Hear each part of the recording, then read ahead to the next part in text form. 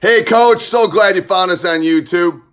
Um, I have been coaching for 30 years, so I know how many great resources there are out there. I tried to bring them together at teachhoops.com. Let me help you become a better basketball coach. All sorts of great resources on there. And even the best part is the community, the one-on-one calls with me, office hours, you name it. You know, I've been there. You can see behind all the balls. You can see a couple of my players have played in the NBA. I am here to help. I am here to serve. So go over and check it out. Click above, down below, teachhoops.com. Enjoy the video. Good. I have. I can't. I just lost you. I just What's lost that? you. Now I can hear you. Okay.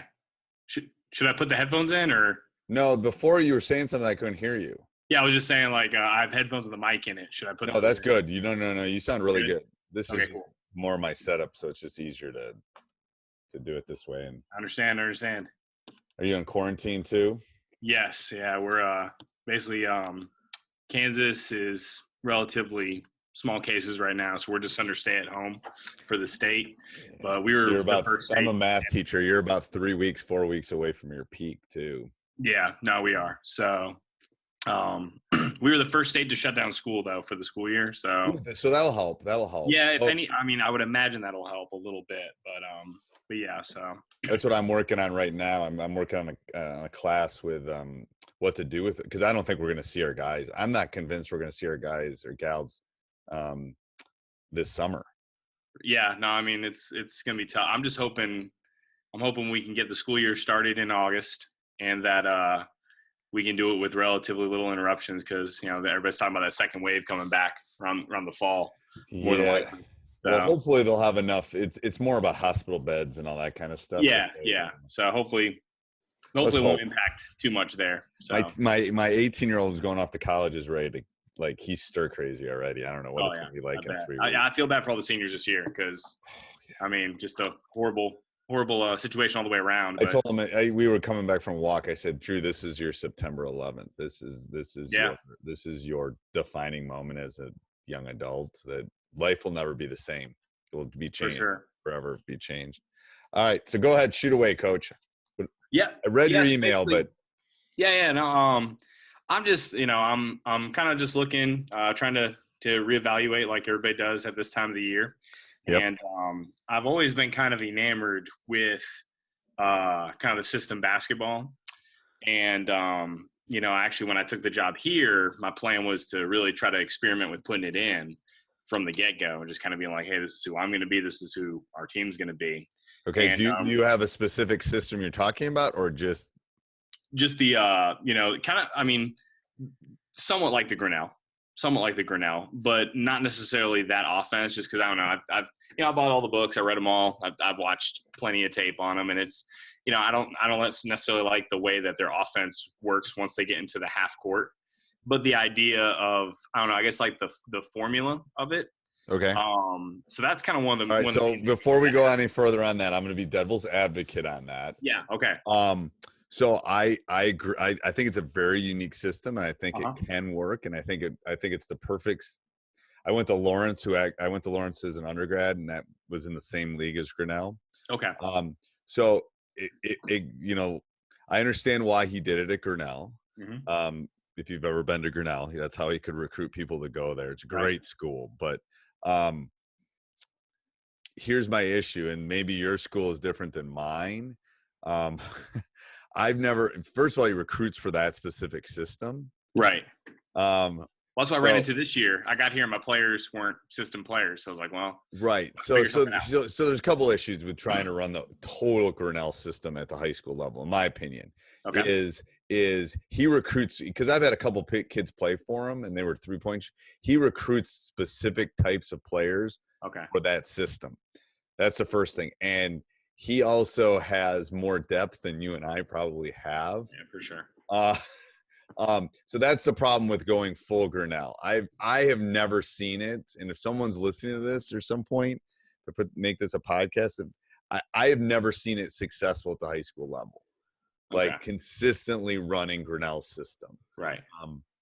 I don't know if it's because there's quarters. I don't know if it's I don't know. I've just never seen it at that level that he runs it. Now I've seen light versions of it work. Right. And that's probably what I would be looking at. I actually was looking at I tried to run I don't know, are you familiar with the fence offense from I Eric am. Bridgeland? Yeah. Yep. I tried that this year. I'm not a good enough coach to give the players that much freedom, meaning that I couldn't communicate to them what they could do with the freedom. Okay. And so what it turned into is just a lot of stagnant. Pretty much every coach complains about that at some point, right? It was just real stagnant. The off ball stuff is horrible. Yes. Yeah. Yes. So really, I didn't abandon it halfway through, but it was just like, all right, it took a back seat, and we just kind of focused on specific actions in what we already set up as a framework. But I mean, I'm not. And how's your youth program? Well, I am the fourth coach in 4 years here at this school. Okay. So the junior high coach has been around for 3 years, and he's done a great job. Okay. And really, like, from what I can tell, I got a bunch of gym rats coming through. Okay, that's good. That's good. If you got gym rats, you're good. So I'm excited about it. Big school, small school. Is our school? Yeah. So it's a K through 12, and it's about 550 students K through 12. So we're here in Kansas. We're right outside of Wichita in a little suburb, and Wichita. Daryl, one of my guys Daryl Willis played for Wichita State. Okay. So 550. So that gives you about 30, 40 kids in a class. Yeah, pretty much. That would be a fair. Now we have a lot of international students here at the school. Okay. And we also, I don't know how familiar you are, but this is the Sunrise Christian that's nationally ranked. So we have that elite team. So those guys count towards the numbers, but they're guys that don't play for me. I coach basically the local team. The local team. Okay. Yep. A couple different levels. Yep. Okay. So, so you're not gonna have size probably. No, I mean, we had size this year because there was a guy that wanted to play football, so he dropped off of one of the basketball teams, so he could do both sports and be CASA compliant. Okay. So he played with us this year, and he was a very talented guy. But no, I'm not. I mean, he's gone. He's a senior. Okay. So your theory is lots of threes. Yeah. Okay. Quick shots. I mean, it have to be in the high school game for sure. Okay. Can you pressure? Yes, this group can pressure. Okay. And is that something you want to keep going moving forward? Oh, absolutely. I mean, we got a bunch of small, undersized guard type players. I just kind of feel like we got to be. So that's easy to sell. I'm just trying to figure out if we can sell what you're going to be selling, and I think you can. Yeah. Okay. So good. If you have gym rats, you got to convince a couple things. They got to take a lot of shots. All right. And a lot of threes. And initially, they just got to become the good 3-point shooters. Yeah. They can do that without you. They can do that at the park. Okay. So that's just repetition. That's just shot. Then once you get good at becoming a 3-point shooter, then you got to be able to shoot it, on the move, fast, all that. So you got to think of them in terms of layers. And the first layer is just make them shoot. You just got to make them all shooters first. Right. Then the second layer is what kind of shots are you going to get in your specific, are you going to take it on the first open, that kind of stuff. And then, off the dribble, all those kind of different things that you can layer on top. But the first thing is you got to make them all shooters. So that would be my goal in the next 9 months is literally how many shots can you get up, videotape it, send it to me. I want to see it. Yeah. And then, the thing about pressure, we can talk about what you want to do as far as pressure. If you want to run those threes, you probably want to press some and pick up. Yeah. You want a racetrack. So that means your guys are going to have to be in shape, which isn't something you really have to worry about now. Right. It's something I'd worry about come, September, October or something like that. Come up with a plan about how you can you got to be able to hit the run. You got to hit the ground running. Yeah. We're in shape. We're ready to go. Boom, boom, boom, boom, boom. Okay. But I've talked to enough coaches, especially in this, it's an easy sell. And that 3-point line is the neutralizer. Right. It's a David versus. We're going to have to be good at that to me going forward. We're not even good. You have to be great at that. We're going to have to make a lot of them, if we're going to be competitive in our league. Cause we're And you got to shoot them fast. You probably got to shoot them fast. Yeah. Okay. Probably got to shoot them before they can set their defense up. Right. Yeah. So kick it ahead early, Boom. get the spots early, and then go, and then crash the offensive glass like no tomorrow. Because if you crash the offensive glass, best case scenario is you get it, you can shoot it again or kick it out. Right. Worst case scenario is they go the other way, but that's fine because the pace is going the way you want it to go. Right. And by the end, now your quarters, right? Mm-hmm. Yes, sir. And then do you have a shot clock? No shot clock in Kansas. Okay. Yeah. So, I guess my question is, do you think that the system philosophy? So, are you familiar with the formula that they put out there as far as like what they're looking for in every game it's been a while since I've looked at it. But it's just the plus 25 shot differential, plus 100 shots, plus 32 turnovers. They just want to have more of everything. Right. Do you think that I guess concept, maybe not those numbers, and this is kind of where I was wondering if your stats background could shed some light. Do you think you could apply that to a different offense? Because obviously we're still trying to get the ball. So you want more possessions if you think you're better. First of all, right.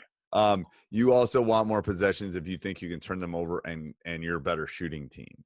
You want less possessions. It's a law of large numbers. You want less possessions if you're not as good or not as good a shooting team, because you want to make the standard deviation of the standard error smaller.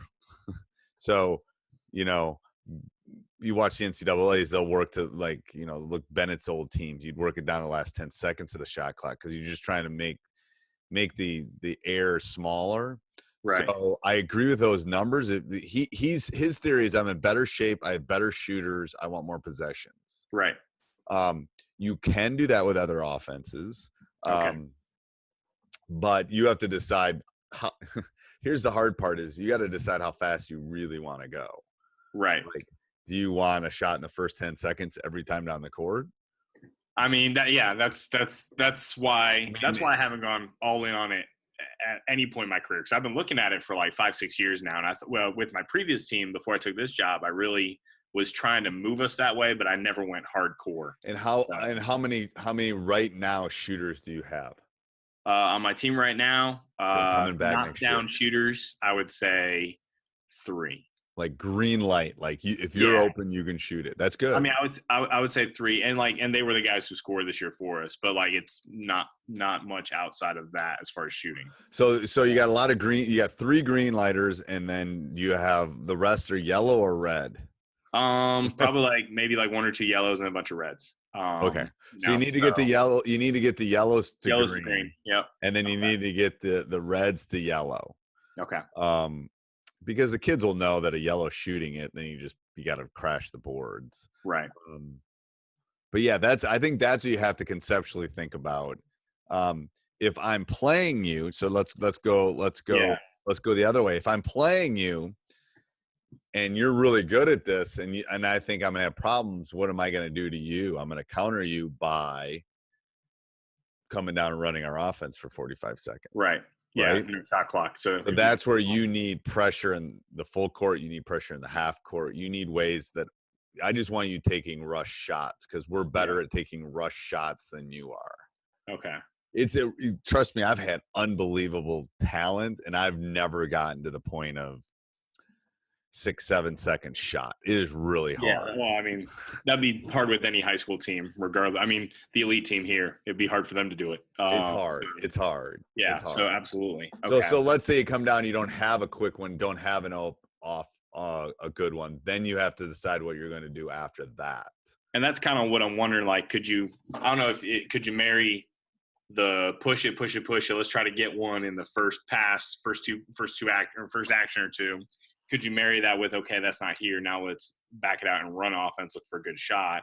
Or is that just too much? No, you can do that, but I think you want a shot. I think you want an offense that's going to create the same type of shots, though. So, right, it's either maybe a dribble drive where you're dribbling and looking for the kick, or you're taking it all the way to the rim. Right. You're maybe looking at, like we ran a read and react this year.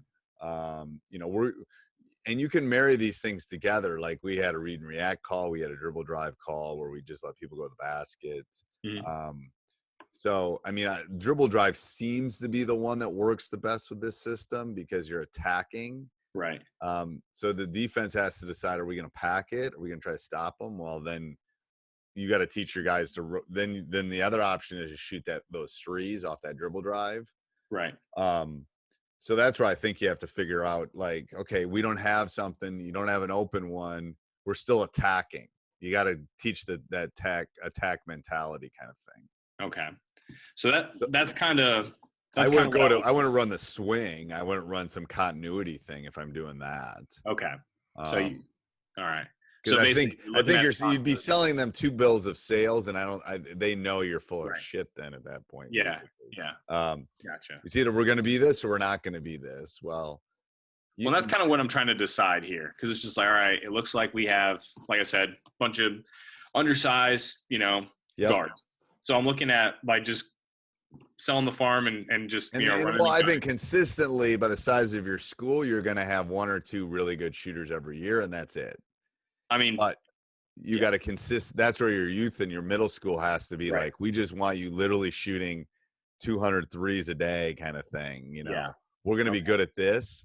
And it's because what's going to happen is if you put 3 or 4 3-point shooters in the court, I'm scouting you. I'm going to try to take those threes away. Well, what can happen? Then I got to be able to go around you. And so then the progression is, well, we got to work on floaters because we're tiny. We got to work on trying to get body contact and go to the free throw line. We got to worry about jump stopping and kicking at that point, and you can do that in your break too. Like, take it to the rim until they stop you. When they stop, you should have trailers running down the court. So all of it kind of feeds into each other.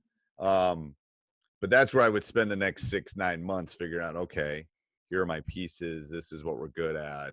Okay. I'm assuming you have a point guard. Well, that's kind of the thing. I have a guy that can be the point guard. He's a really smart player. And he ran it a little bit this year. But I also I feel like he might be a better, just kind of off guard. He can do it if we need him to, but I'd almost like to find somebody else who could. Yeah. So what you do is then you got to teach them. It's like one dribble and the ball is out of your hands. Yeah. Like then you don't need it. Then you don't. It will take care of pressure from the other team, and you can get it up so fast that it won't be a problem. Okay. All right. Yeah. The guy pressuring the guy dribbling it up the zigzag kind of thing won't happen because we're gonna get it and go so fast that. But that again, that's got to hopefully get him this summer. But that's got to be a mentality. Of I had a great summer plan, great spring and summer plan all laid out. And then all this happened. So I think your pivot this spring is, okay, guys, here's what we're thinking of doing. I want to do this. Do you want to do this? And they're all going to say yes, because they're going to get to shoot more. It's going to be fast. It'll be fun. Yeah. So then you have to sell them, okay, if you're going to do this, then here's our plan. You got to get out and get shots. You got to send me 5-minute clips of you shooting every day. You have to do this. I'm more than willing to do it. I think it would be fun, but you got to commit to what we're going to do. Yeah. And if you've got gym rats, that should be easy. Right. No, I mean, I got kids. I walk through the gym and there's a bunch of 7th, 8th graders in there all the time, shooting. So no, I mean, it's good. I just, like I said, I haven't made the plunge yet as a coach as far as this type of, because I mean, it is crazy. It's a hard sell. Oh, well, to me, it's not a hard sell to kids. It's a hard sell to everyone who's watching the madness on the court, because unless you're really good at it, it's going to look horrible. It looks awful. And so I'm just kind of like, do I want to risk, that aspect of it too? Because at the end of the day, I got a bunch of. Here's my theory. Can you win? Can you win by grinding? Well, see, I was going to ask you this too. You're going to think I'm a crazy schizophrenic person here. So I'm looking at like system ball, but then I was also, I've always liked the blocker mover ideas. Just because you don't necessarily, to me, watching it, obviously it's nice if you have size, but you don't need your blockers to be big guys if you have decent guards. And so I do have decent guards that can kind of, work around off the blockers, but to me, that's a totally different mindset. So that'd be, to me, the more of the grinding type basketball, which from what I've seen here in Kansas, my first year in Kansas, that's what people here play. So that's a reason I wouldn't do it. Swear to God. And that's kind of my thought. The reason I wouldn't do it. Yeah. So I don't know. So I think that sell is easier. I think your homework is if you're I'm from Wisconsin where Bo and Bennett are like, let's grind, physical, Right. Big Ten football kind of stuff. I want to do this when I can. Sometimes I can't do it because I don't have the athletes. Right. But I think you have to spend your season in like, okay, they're going to grind me. I want to go like this, and they're going to like come down and try to run. You have to have like a boatload of like, we're going to have a run and jump. We're going to play a 1-3-1. We're going to, we put in a run and jump this year. And, okay. How did people like that? Like I've been running for 3 years at my other job, and the kids love it. Cause you just, and how did the other teams adjust to it? That's what I meant to say. Okay. So, we ran as much as we could this year. I can give you better, I guess, experience from my previous job. They would adjust by basically just clearing out, and letting, if they had a decent point guard, and letting their point guard go 1-on-1, because we would run a man-to-man run and jump. Yep. And so they would clear out, and basically that took away your run guy, unless we had and we did. We eventually had a call where it was just like, once he gets to a certain point, we're going to send the next closest guy. You just send, yeah. So, I mean, we did that. The problems that I have is not getting the guys to run and jump. It's zoning up once the run and jump's happening and picking off the next pass, which to me is really obvious where the ball's going. But I guess when you're on the court and you're 15, 16 years old, it is. You don't see that. So that would be a youth thing. I would start putting that in the middle school. Right. Because why I like the run and jump is it's not predictable. Yeah, like, no, I mean, it's going to come from anywhere. You can come from anywhere, and that high school kids do not adjust well to that kind of crud. And it's like that's why I would work. Yes. So do you, with your run and jump, or with the way you've run your run and jumps, do you go with your is it just the next closest guy? It is, and we try to do it outside the volleyball courts. Okay. Now, will you bring the guy up from below? Like, will you spring the trap from behind or coming up? Well, we have different calls. We'll do it when he picks the drill. We'll do a run and jump when they pick up the ball. We'll do a run and jump when they have live ball. We'll have a run and jump. I mean, we have different calls on how we want to do it. Yeah. I like when he doesn't see it coming. Right. It just seems that's really hard to get that defender to level him off and stop him. It is. That's the hard part. It is. It's so easy to make that banana pass when they see the ball come. It's like driving down the highway and seeing a semi drive at you. You know enough to swerve out of the way. Yeah. They see somebody coming at them. They know it's enough that I'm just going to get rid of it fast. When they come from the other direction, but we'll do both of them because they don't know which one's coming. Okay. But our rule is we only do it outside. Most basketball courts have a volleyball court on it. Yeah. We only do it outside the volleyball court. Okay. We'll run and jump on the baseline even. Yeah. Short corners kind of thing because that's outside the volleyball line. And it's easy for them to like, okay, if you're trapping inside the volleyball line, that's wrong. Right. Yeah. Because it just helps with the angles and the rotations. Yeah. But I would make it simple at the middle school level, like come up with one or two that you think are going to be the hardest to learn. Right. And that's what I would pound down there. I think it was, to me, when I put it in here, we had a lot of initial success with it, but eventually, and I don't know if it was guys getting tired or whatever, we would do a full court man-to-man run and jump. And, most teams would either set up a press break so they didn't recognize it as an actual man-to-man, or they'd just kind of clear out and let two guys work it. But what I saw from my guys, they would just kind of back off. Like, I'm guarding my guy, but they weren't close enough to make the ball handler make a hard dribble anywhere. Right. And so it never triggered a run and jump. Right. You know what I'm saying? So that, and then like that kind of made me feel like, maybe we should put them in a zone press. But I think a zone is a good counter to that. Zone press? Yeah. I guess like a good counter in what way? Well, because I would have as many different presses as you could have in. Okay. Like I'd have a diamond in one. I'd have a 1-3-1 and an extended. I would like just enough, like, because they're going to have to pick their poison when they play you.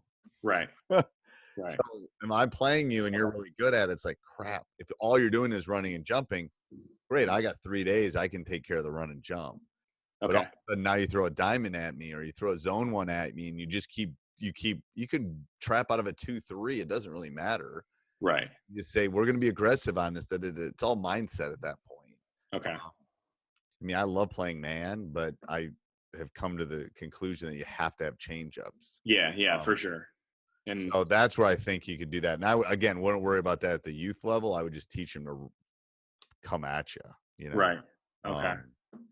I mean, I think you've answered your question already. Yeah. If everyone's doing this, you might as well. I mean, I you're going to agree. be small and you're in this. You're not going to win a state title probably doing what everyone else is doing. Right. No, unless you got better players. We're just not going to have the athletes because really, essentially, I'm playing with 1A numbers, like kids who are available to me that actually play basketball. It's 1A numbers, and I'm in a 3A league. So 1A is big. 1A is small. Sorry, 1A is the smallest school. And you're playing 3A. Yeah, basically, our school is Acacia. We'd be 3A. And then what's the biggest division? 5A? Biggest in Kansas, I want to say, is 5A. Okay. So you're not. So here's my theory: is like, don't do something unless you think you can win a conference or win a state title. Doing what everyone else is doing, probably with the players you have, you can't do it. Right. You might as well try something else. Okay. That was my theory this year. Is like we had a good team, but to have a chance at what we wanted to do, we didn't do it. But to have a chance at what we wanted to do, we had to do something different. No, I agree. I just getting to where we're good at it. That's the hard part, just getting there. But it's the same with any style that you're it's gonna take. I mean, and that's something I would be honest with the parents too when you have your meeting in the fall. It's like, we're gonna do this. This is not gonna happen overnight. But especially my middle thought, school parents. If you speed up the game, you got to play more subs. It gets your fringe guys in there. It keeps them engaged as the season goes on because more buy-in. Because really towards the end of the season, I was playing probably an 8-man rotation, and guys 9 through 12 were just, they were checked out, and like I couldn't blame them. Like it was just like, no, like you're not going to get in the game. So I feel like this is just better for a school in our situation. But it's hard to get there. It's hard. Because we tried really hard to get there at the beginning of the year. But I think, I think of what I was saying before, I think the sell is now. The sell is, hey, we're in a weird world right now. No one's doing what we're going to do. Like, that's the sell I'm going to make to my guys. It's like, no one's doing this. Like, get out, work on your shooting, this is where we can make a jump while everyone else is sitting playing Xbox. Right. Absolutely. They have a huge opportunity. I've gotten texts from one of my guys, videos of him shooting. But one's not going to do it. You need buy-in. You need like a Zoom meeting if it's legal. I don't know what's legal in Kansas, but yeah. I don't know if Zoom. I don't know if they've addressed the legality of a Zoom meeting at the. I know I can have meetings like at school about basketball. Right. Yeah. I have to ask about that. That's actually a good question. Yeah. I think I can. Online meetings. Can I have an online meeting? Defensively, idea I wanted to run by too. A sagging 2-2-1 press into a pack line. That's counter to what we were just talking about. Well, yeah, it'd be totally counter to the system. I think it would work. I like it. Yeah. Okay. I love pack line. I love it. Well, the elite team and the prep team here, they run pack line, and they're amazing at it. The coaches are amazing. I feel like I'm an idiot for having access to these great minds around me on how to run. It's like, no, but the thing is, so let's say you're up 7 with 2.5 minutes to go. That'd be perfect. Right. You 2-2 right back into pack line. If your kids are smart enough, that's perfect. I love that kind of stuff. When you're because they're going to think you're a keep pressing because you've been pressing for 3/4 of the game, and all of a sudden you come to this 2-2-1, and it's kind of this. Right. We're not trying to turn you over. We just want you to take a minute, get it up. Yeah. All right. So, and that's where you can work on pack line. The pack line will help with the fundamentals of here's where you need to be, the rotational stuff, all that. Perfect. Yes. But packing with a system style is not going to work full time. I don't think it would. Right.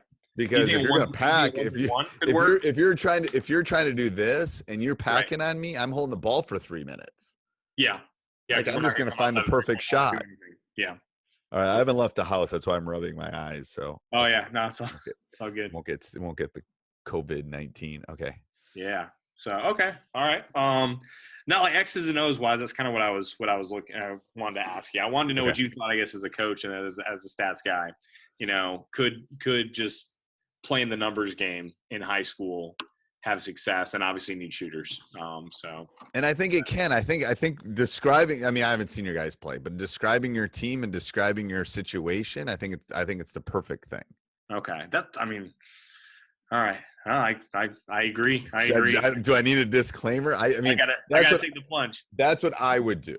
That's Yeah, what okay. I would do. I would definitely not do what everyone else is doing because I don't have the size to grind with you. Yeah. I probably don't have the depth to grind with you. I mean, especially if you're up in 3A and you should be in 1A. All these things are working against me. Right. I got to literally like come up with Amazon.com when everyone's at the mall. I got to think innovative. I got to come up with the iPhone when everyone else is using, dial. I mean, I got to think outside the box at this point. Okay. If you want to win. Otherwise, you could no. probably do the other thing and be competitive. Right. But you ain't gonna win what you want to win. You're not gonna like consistently over time. Yeah, that's okay. From an old dog. That's what I've seen. I think the just selling the parents, and I'm gonna have to sell assistant coaches too. So I got one assistant. And I don't think he's that way. I don't think he's a running gun. I think he likes the idea of it, but at the end of the day, he wants to control. Yeah, that's the thing. He kind of mentioned to me. I said, hey, what do you think we need to do for next year? And he said, and it's not a bad idea. Like, I think it's a great idea, but he just said, I think we need to have 3 sets for every type of defense we can see. And you can still do that. That right. Yeah.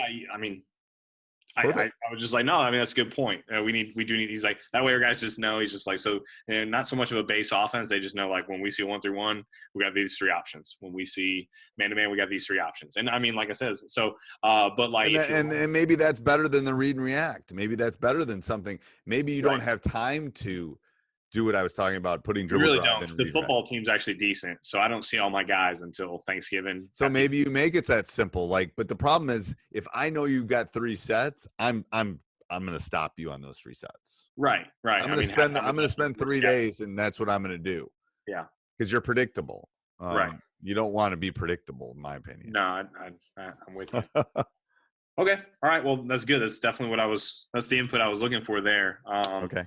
And then, like I said in the email, I just wanted to just kind of see. So, like, raising a son as a basketball coach.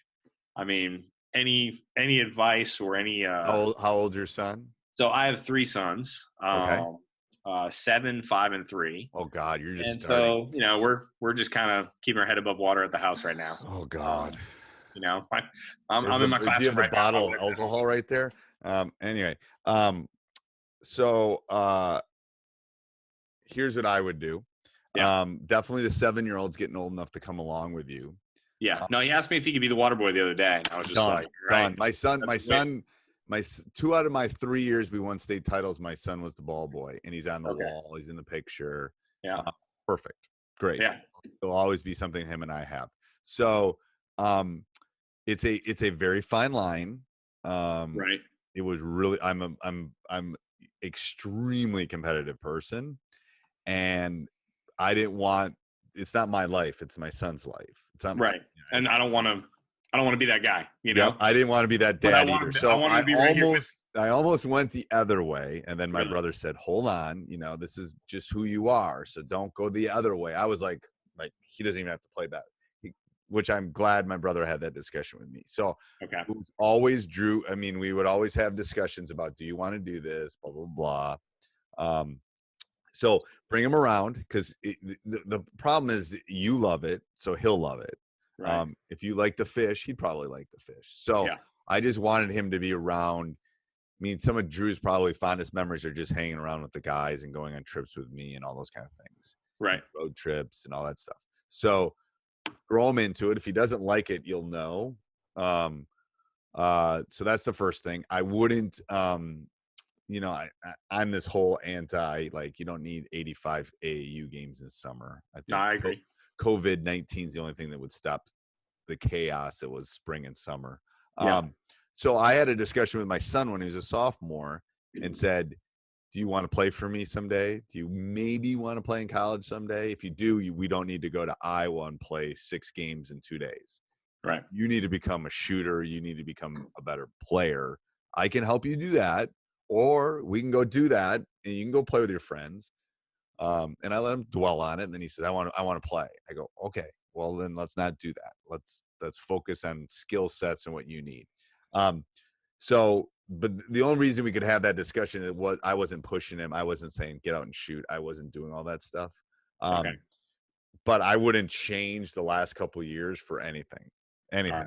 It was the best. Like, I mean, yeah, him and I have become closer because of it. Okay. So we'll always have that. So I would say it's a great thing as a father. It's just a really hard balancing act. Yeah, and I've tried to, I don't know, like my oldest son just played his first season in Kansas. They do 3-on-3 when they're 7, which Perfect. I think is fantastic. I loved it. Honestly, for him, he needed a 3-on-3 game because he is not the fastest. Right. And if they did a 5-on-5, he would just been the kid running from volleyball line to volleyball line. Yep. So no, but it's been great. I guess my thought is, when did you start coaching? When he played varsity for you? Was that the first time you coached him? No, I coached him, and none of the dads would step up when he was in middle school, so I had to do it and coach my team. Really? So you did 2 at one time? Yeah, and I coached him in the summer AAU for a while. Okay. He was always really good about accepting his role, so that was something. It was more about life lessons for me than it was about the basketball. Like, where do you fit? What's going to be your strength? It's like life, figure out what your strength is and then feed it, Yeah. So, at 7th grade, I always tell people on the podcast, it should be fundamentals. Like in 7th, when they're 7, it should be fun, fundamentals. Like, no, the only thing he wants to do in the job is play horse. So, and I'm okay with that. Until they're in middle school, it should be fun, unless you're an elite player. Right. But then when he gets older, then those are the discussions you have to have. Like, you got to give me a skill set so I can play you. Yeah. Like, I had some tough discussions with Drew. Like, if you're not good enough, I ain't playing you. Like, yeah. Okay. I'm just trying to, like, I've always told people, like, I don't want to coach my son. Just because I wouldn't give that up for. Oh, I won't. No. No. It's. I would try to do it. Maybe not at the youth level if you can. Right, and that's kind of find somebody competent. Yeah. Nice to be a dad. I feel like I miss my son's high school basketball experience. And people go, what do you mean you saw every game he played? I go, I was coaching. I wasn't watching. Yeah. So it was different. Like, so, but it was the amount of time him and I spent together. I would never give that up ever. Okay. It was I did the TV station in Madison just did a thing on him and I. Okay. I said I would argue that a dad and a father, I can't imagine spending more time together. Like, I have him in class. I coach him into sports. He TA'd for me. I mean, he was like, we're around. I mean, shoot, now it's like even worse that he's in the house all the time. But yeah. No, I wouldn't. I think it's great. I mean, and I've had this discussion with my brother. It is a really hard balancing act. Like, dad, coach kind of thing, back and forth. Right. And when we lost in tournament, I came in, I gave him a huge hug because I had dad hat on at that point. I didn't have coach hat because his high school career was over at that point. I had dad hat on, and then I talked to the team, and then I put dad hat back on. Right. And they basically said, I'll be down in the office, come down and see me. So I was in dad mode. I wasn't in coach mode at that point. Okay. So literally there's been times I've gotten a hat in the house with mom and said, okay, I'm putting on the coach hat now. Stop talking to me. And then I put the dad hat on, and it's like, right. So, but no, I wouldn't. I think it's a good thing. It's okay. A good thing. Yeah, I don't. You have to read your kid. You have to read your kid. Every kid's different. That's true too. Yeah. I guess I just don't want our relationship to be harmed because, unless you think you want him to play at Kansas. No, I mean, I just want to have a good relationship with my kid. I want him to enjoy a sports experience. That's all I ever wanted. I was never one of these dad. He has to play in college. He has to be like, I was never one of those. Right. So I think if I had been one of those, it would have been different. Okay. He still loves the game. He was half an hour ago. He's outside shooting. So It's like perfect. That was always my kind of guiding light was I don't want to be the last guy that coached him. I want him to want to go play again or keep playing or, play rec league or whatever. Right. So he still loves the game. So that's a win for me. Okay. I didn't take that out of him.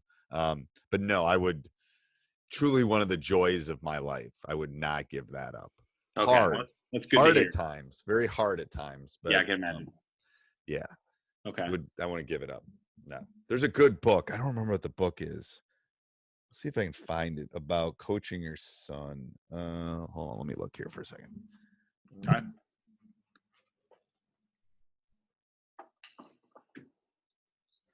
I'm gonna stop this. Hold on. Hey, Coach, I'm glad you enjoy that. Let me know how I can help you become a better basketball coach, win some championships like this, win some rings like that. Let me know how I can help you. Doesn't matter what level you're at. I have been there. I've experienced it. Let me help you. teachhoops.com is one way that we can help you do that.